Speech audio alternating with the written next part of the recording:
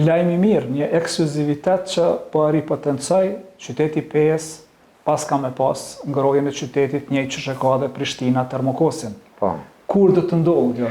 Na shpresojmë se gjatë këtij viti do ta marrim një përgjigje definitive nga qeveria daneze. Me që ajo na ka përzgjedh qytetin e Pejës, edhe gjitha procedurat se kanë qenë 8 komuna në krejt Kosovë që janë në këtë thirrje, edhe 8 kanë qenë 12, po 4 janë eliminuar, 8 kanë mbetë dhe janë përzgjedhur si përfitues të këtyre projekteve, e secili shtet e ka nga një komunë.